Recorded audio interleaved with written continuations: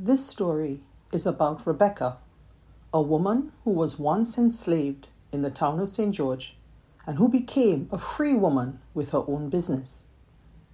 Rebecca's story is told by a doll she made many years ago. So here we go. Rebecca's Dolls, a stitched story of slavery in Grenada by Suelin Low Chew Tung. I am Kashiba, which means born on a Sunday among the Ashanti in Ghana, Africa. I am one of 3 dolls made over 200 years ago by Rebecca Ahmuty Snagg, who lived in the town of St. George when slavery existed in Grenada. Kashiba is beautifully dressed. Behind her is a very familiar scene. Can you tell where this is? It's the Carnage, with Fort George at the left.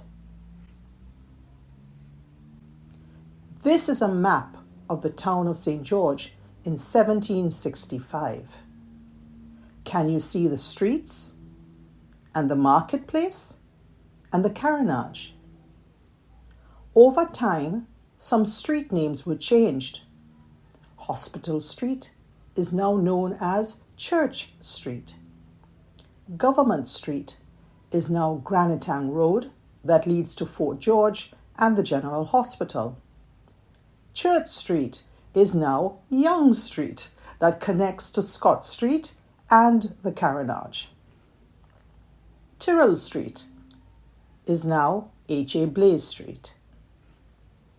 Fort Street and Predine Street no longer exist, and Sendell Tunnel, Bruce Street, and the road around the Carnage were not yet built. Rebecca worked as a domestic slave for Maria Elizabeth Ahmuty. She did housework and took care of 3 children. This is a copy of Rebecca's freedom document. In August 1792, Rebecca bought her freedom from Maria Elizabeth Ahmuty. She was no longer a slave or enslaved. Rebecca took Ahmuty Snagg as her last name and started a new life.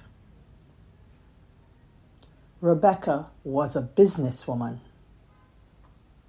You see her here in the market selling her goods. She also owned several slaves: Antoine, Catherine, George, Joanna, Peggy, Susan, and William. Peggy, the oldest, was freed in 1829. The rest was sold. Another enslaved, also called Catherine, was freed by the 1834 Emancipation Act. Rebecca was paid by the British government for freeing Catherine, as she had lost her property. Rebecca and Maria Elizabeth often wrote to each other about events in Grenada and in England. This is a copy of a letter from Rebecca in June 1829, and this is an image of Maria Elizabeth. Rebecca made us bright smiles, floral dresses, and Indian Madras head wraps, and she sent us to Maria Elizabeth.